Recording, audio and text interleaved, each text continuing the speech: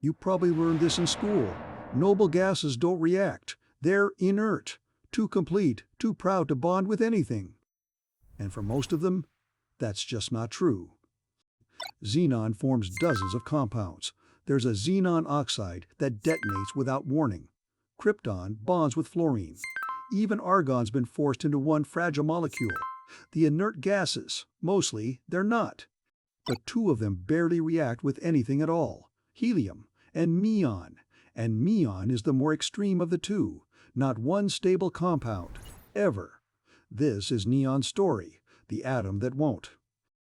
Okay, so to make a chemical bond, an atom has to do one of exactly three things with its electrons: give one away, take one in, or share.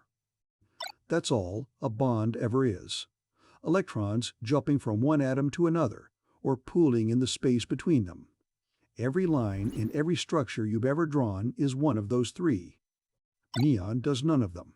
And when you walk through why, one exit at a time, you stop seeing a quiet little gas.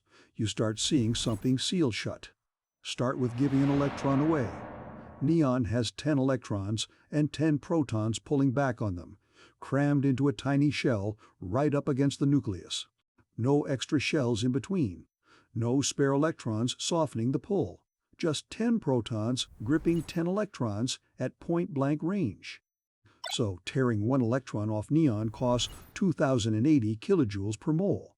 That's the second highest ionization energy of any element that exists, beaten only by helium.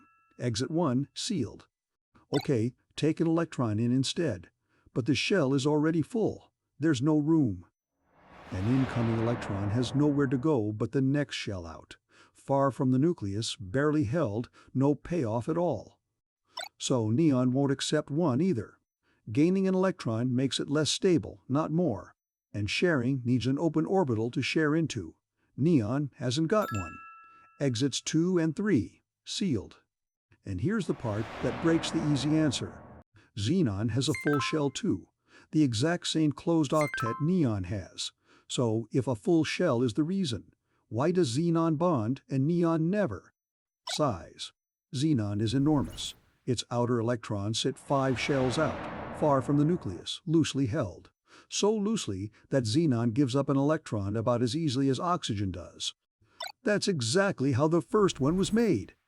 1962, a chemist noticed that, grabbed the most electron-hungry compound on his shelf and pulled an electron right off a xenon atom.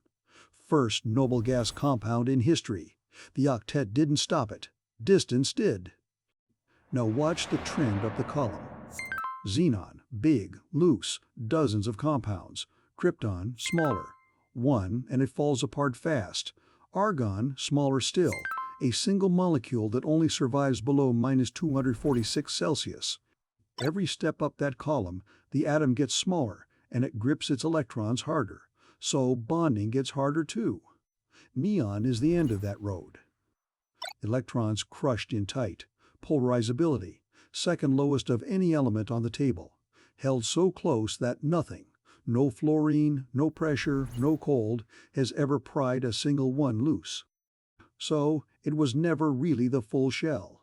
Xenon has the full shell and it bonds just fine. It's that neon shell is small, pulled in so tight that the electrons simply can't be moved. Next time you see neon glowing in a sign. Far right column, second box down. Don't picture a gas that just likes its space. Picture 10 electrons locked down by the second strongest grip in the universe. Nothing gets in. Nothing gets out.